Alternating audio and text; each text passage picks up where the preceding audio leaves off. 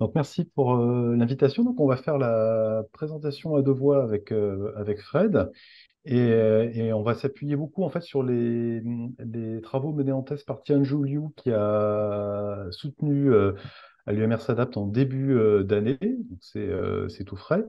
Et voilà, pour cette raison qu'on co-signe la présentation avec elle. Et donc, j'ai raté la dernière séance avec Claire Lamine, mais j'ai visionné le podcast. Et donc, c'est une transition tout trouvée avec ce dont on va vous parler, puisque j'ai écouté tout ce que Claire a dit à la fin de sa présentation sur les travaux menés en Ardèche sur les plans alimentaires territoriaux, où il y a justement cette réflexion sur les terrains qu'elle suit aussi sur l'articulation entre foncier et alimentation. Sans plus attendre, hein, je démarre et puis Fred prendra le relais pour la deuxième partie de la présentation. Alors, ce dont on voudrait vous parler aujourd'hui dans le cadre de ce cycle de webinaires, c'est de mettre un peu l'accent sur les instruments de planification territoriale en lien avec les systèmes alimentaires, dans un contexte où on a toute une série d'instruments qui se chevauchent. Là, j'ai fait un petit schéma qui n'est pas du tout exhaustif, mais qui donne un peu un aperçu pour la situation française. Alors, on va vous parler aujourd'hui de terrain en France. On a quelques résultats sur une comparaison qu'a fait Tianjou avec les Pays-Bas, mais on n'en parlera pas aujourd'hui. Voilà, juste pour identifier peut-être déjà ces trois couches de documents réglementaires, de documents qui ont une visée plus stratégique, et puis des instruments de politique publique qui sont pas forcément qui relèvent pas forcément directement de la planification territoriale en soi, mais qui ont une dimension d'aménagement du territoire. Je pense notamment à tout ce qui se développe en termes de chartes, plus récemment les contrats de réciprocité, et puis plus récemment également les contrats de relance et de transition écologique, hein, sur lesquels Fred travaille actuellement. Si on identifie de manière non exhaustive quelques dispositifs, hein, de planification, on voit qu'il y en a un certain nombre qui vont impacter l'agriculture et l'alimentation. Alors, les documents d'urbanisme dont on va beaucoup vous parler, et les plans alimentaires territoriaux, mais on peut aussi identifier d'autres documents qui ont une visée réglementaire et stratégique en lien avec le climat, l'énergie, la prévention des risques et la biodiversité. Donc, on est confronté, quand on travaille sur la mise en œuvre des politiques publiques locales et qu'on s'intéresse à cette dimension de planification territoriale, à des enjeux d'articulation des dispositifs et, euh, et également d'articulation d'échelle. Alors, on a par ailleurs, là je vais passer rapidement là-dessus parce que c'est connu, hein, un regain d'intérêt depuis quelques années maintenant, hein, sur les enjeux qui relient l'urbanisme, l'agriculture et l'alimentation. Donc dans le département Acte, il y a d'ailleurs pas mal de projets, hein, alors je pense notamment à l'UMR Innovation, Colline Perrin et Brigitte Nougared, hein, qui ont travaillé dans le cadre d'un projet sur le bâti alimentaire en lien avec ces questions.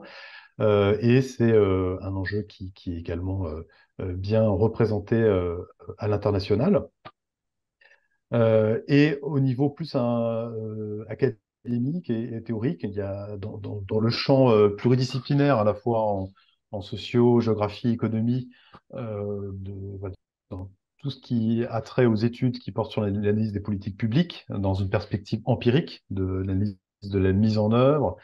On a beaucoup de réflexions sur comment penser ensemble la diversité des instruments de politique publique, et puis l'intégration des politiques, sachant qu'on parlé dans le passé pas mal de politiques intégrées de planification territoriale à propos de la gestion du littoral, de la ressource en eau. Et puis, c'est vrai que maintenant, ça s'est pas mal développé également sur les enjeux agricoles et alimentaires.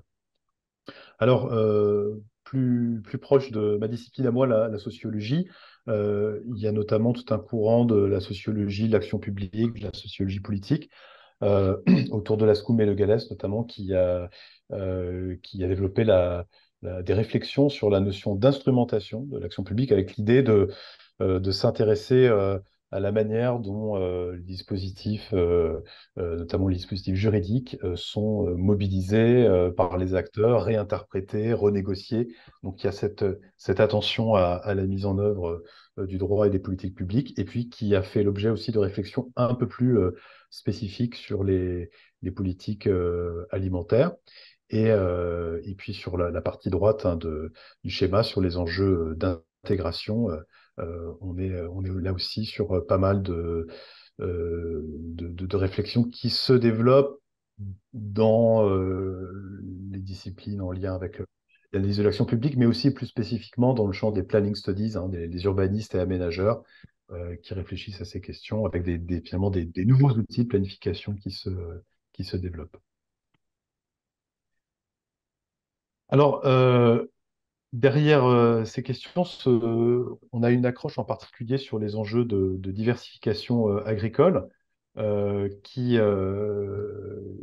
interroge de manière un peu plus directe, hein, ces questions de planification territoriale, puisque si on prend le spectre des activités agricoles au sens large, donc pas simplement la production, mais aussi tout ce qui va être ce que le Code rural appelle le prolongement de l'acte de production, et puis les activités en lien avec l'exploitation, là vous avez toute la liste des différentes activités, eh bien on a des enjeux d'accompagnement des agriculteurs et des acteurs sur des différents outils de planification qui sont importants et qui ont donné lieu à, là vous avez un exemple de guide juridique hein, qui a été développé par le réseau des CIVAM sur justement les différents enjeux pour différents secteurs des politiques publiques, l'urbanisme, le social, le sanitaire, la planification alimentaire, de ces questions de diversification agricole.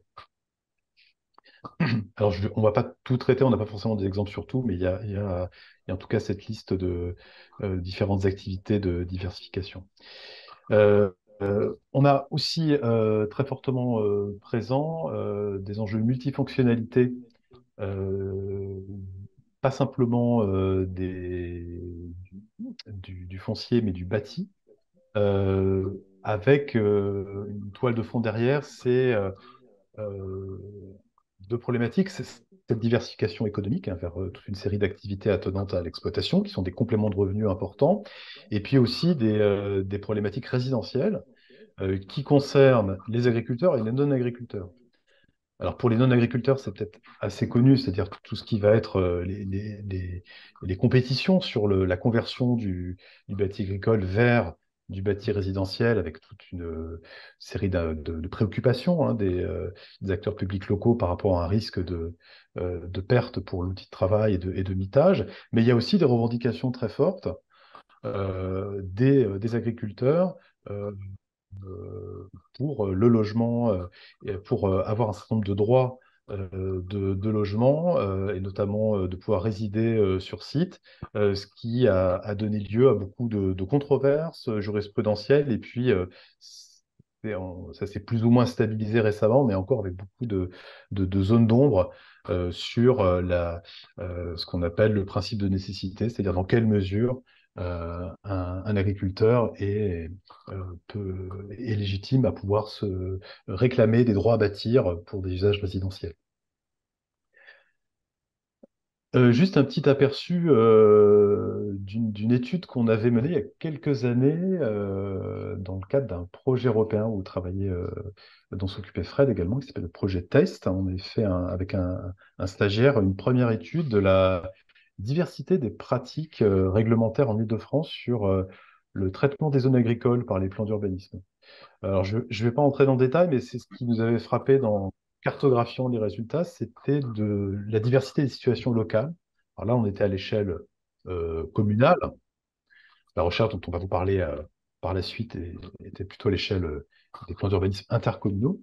Mais voilà, ce qui est frappant, c'est les petits codes couleurs qui rendent compte chacun d'une stratégie réglementaire différente, avec l'usage plutôt de la réglementation par les articles du règlement, d'autres par le zonage, et d'autres par le changement de destination. Je n'entre pas dans les détails, mais en tout cas, ce qui est impressionnant, ce qui nous avait frappé, c'était le patchwork de couleurs et la diversité, même pour des communes très proches, pouvaient avoir finalement des stratégies de planification très différentes concernant la gestion des activités agricoles du point de vue de l'urbanisme. Et donc, ça nous a amené à- à proposer le sujet de thèse en 2020 sur lequel a travaillé Tianju, alors, qui malheureusement ne peut pas être avec nous aujourd'hui pour répondre aux questions, mais on essaiera de bien identifier toutes les questions. Donc ce sujet en fait était précisément axé sur la question de l'articulation de différentes politiques de planification. En l'occurrence, les politiques d'urbanisme et les politiques alimentaires. Euh, Tianju a soutenu cette thèse en début d'année. Elle a travaillé sur deux régions, la Normandie et l'Occitanie, qui, lorsqu'elle a commencé sa thèse, étaient les deux régions qu'on avait identifiées où il y avait de très nombreux, en tout cas, il y avait le plus grand nombre de territoires d'intercommunalité qui étaient à la fois en cours de portage d'une démarche plan d'urbanisme intercommunal, d'une part, et plan alimentaire territorial. Et ce qui nous intéressait, c'était d'enquêter à la fois euh, par des analyses documentaires et puis par des enquêtes de terrain sur cette double dimension hein, de la planification foncière et alimentaire auprès de territoires qui étaient engagés sur les deux démarches en même temps. Donc sur ces deux régions, elle a fait un travail d'analyse sur une soixantaine de PLU intercommunaux et une trentaine de plans alimentaires, sachant que le paysage des plans alimentaires est extrêmement mouvant et il y a sans doute beaucoup plus d'études de cas potentiels qui se sont multipliées depuis. Et donc, on voudrait vous présenter quelques résultats de ce qu'on considérait être une sorte d'analyse en miroir, c'est-à-dire comment l'alimentation est traitée dans les politiques d'urbanisme, et dans l'autre sens, comment le foncier est, est traité dans les politiques alimentaires, avec ces différentes dimensions de la diversification dont je vous ai parlé tout à l'heure, hein, la transformation, le conditionnement, la commercialisation, l'agritourisme et toutes les problématiques également de distribution.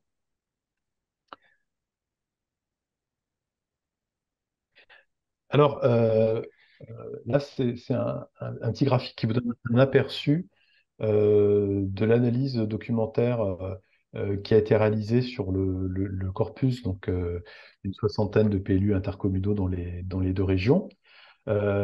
Et donc, je ne vais pas détailler les résultats, mais l'idée, c'était d'identifier les différents outils qui, dans ces plans d'urbanisme, étaient mobilisés pour l'insertion territoriale de l'agriculture euh, avec finalement un certain nombre de choses qui étaient attendues et d'autres moins. Ce qui était attendu, c'est effectivement tout ce qui va relever du registre de la préservation du foncier agricole, avec toute une série d'instruments de zonage, d'instruments réglementaires qui permettent de mettre en œuvre cette préservation avec toute une série de débats sur jusqu'où doit-on aller dans la préservation.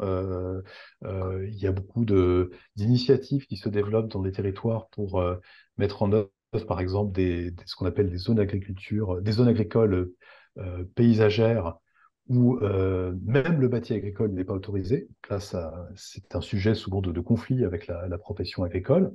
Il y a une crainte de beaucoup d'élus que le bâti agricole soit converti pour des usages résidentiels, et donc ils en viennent à adopter parfois des positions assez strictes. Et puis à côté de ces outils orientés vers la préservation, on a été frappé par finalement la diversité des outils mobilisés pour justement accompagner cette question de diversification et puis d'insertion territoriale de l'agriculture. Alors, quelques exemples, et puis j'en développerai certains. Puis après, je passerai la main à Fred sur le volet plus plan alimentaire. Mais on a des enjeux d'agritourisme, des enjeux de transformation à la ferme. Ce qui est intéressant, c'est de noter aussi la problématique du changement de destination qui revient assez fréquemment. L'agriculture urbaine qui apparaît de manière spécifique. Je pense que si on avait fait cette analyse il y a 3-4 ans, ça aurait peut-être pas été le cas. Et puis, c'est aussi intéressant de noter des pratiques euh, qui sont discutées hein, sur le plan juridique.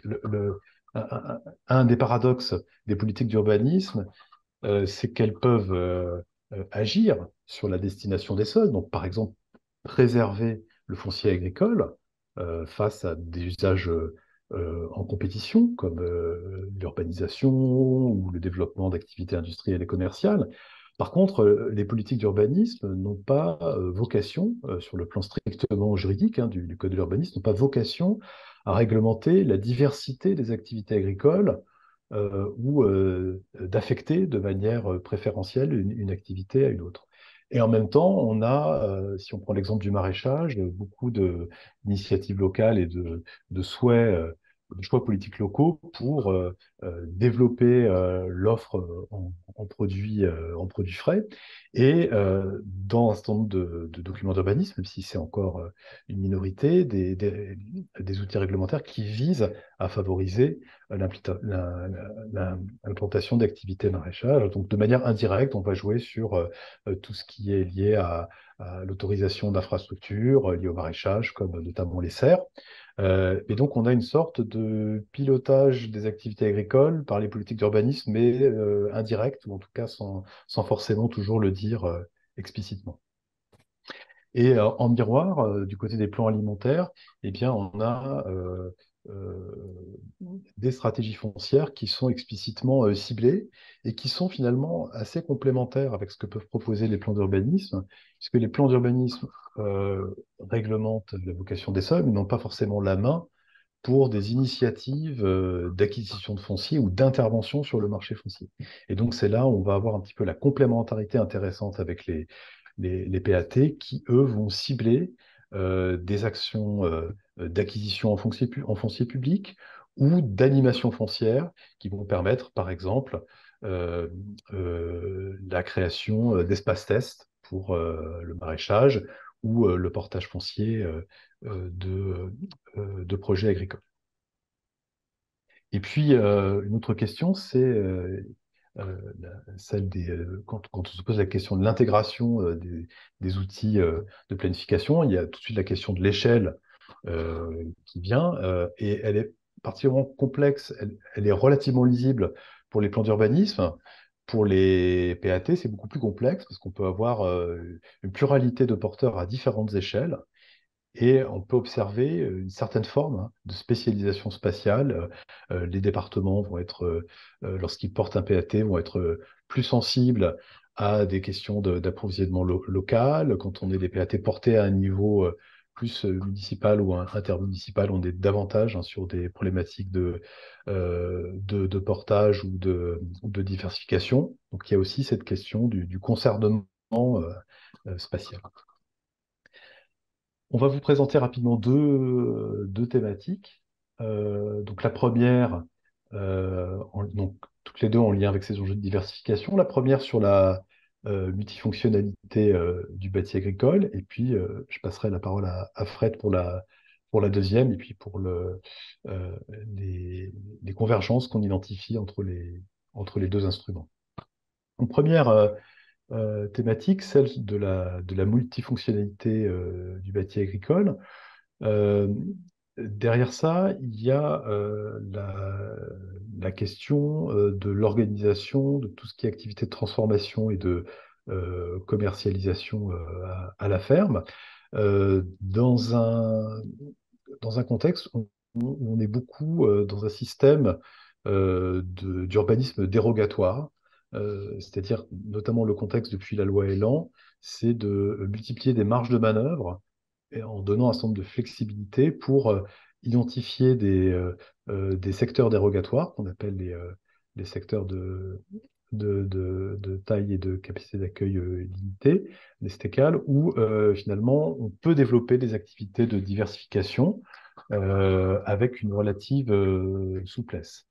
Ce qu'on observe, c'est que les territoires vont se saisir, s'approprier de manière diverse ces flexibilités offertes par la législation, notamment des territoires qui sont soumis à très forte pression foncière, comme à Montpellier, où il y a une certaine réticence à développer ces secteurs dérogatoires. Et puis, ce qu'on peut aussi souligner parmi les attentes sociétales, c'est qu'il y a toute la question du public destinataire de ces droits. C'est-à-dire que généralement, les plans d'urbanisme font référence à des droits dont peuvent bénéficier des agriculteurs professionnels. Et donc tout ce qui va relever de l'agriculture portée euh, par des alternatives, en tout cas qui ne sont pas professionnalisées, ou l'agriculture domestique, est un petit peu dans une zone grise. Et une autre préoccupation locale qui remonte très fortement des enquêtes de terrain, c'est un peu la tension qui existe entre donner de la flexibilité sur le plan des droits à construire pour permettre cette insertion locale, ces circuits courts et cette diversification, et de l'autre côté, décourager la conversion vers le résidentiel. Et donc, la question, c'est où finalement, dans quel type de projet peut-on concevoir ces projets bâtimentaires? Est-ce qu'on doit le faire juste à proximité des bâtiments techniques, des bâtiments d'exploitation? Mais là aussi, ça pose des problèmes d'accueil du public, d'attractivité. Donc, on est un peu voilà, dans cette tension.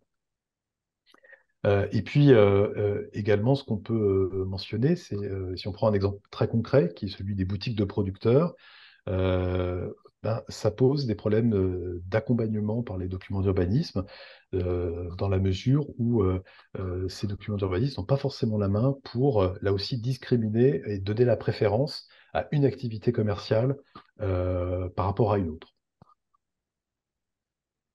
Un autre point qui est un petit peu en lien, hein, c'est celui de l'agritourisme. Alors j'évoquais une loi d'urbanisme assez importante de ces dernières années, c'est la loi Elan.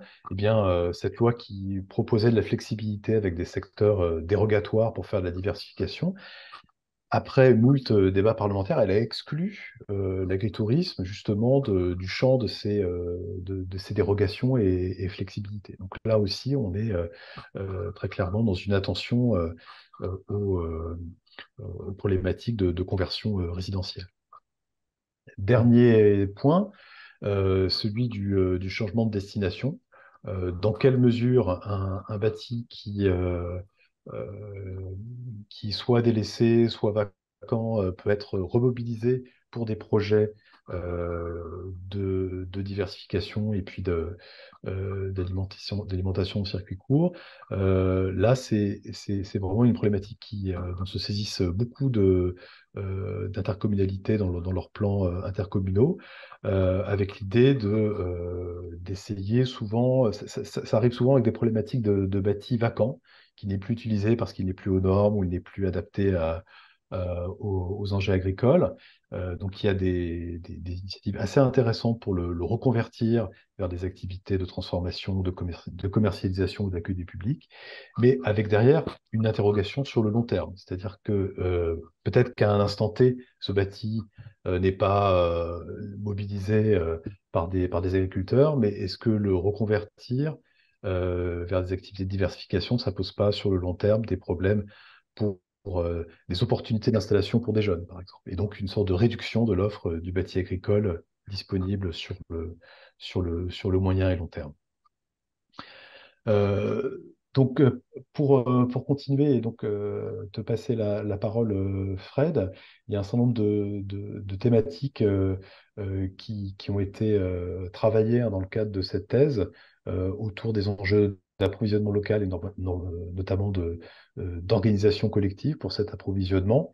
Et donc là, je te passe la main euh, pour traiter cette partie. Ok, merci.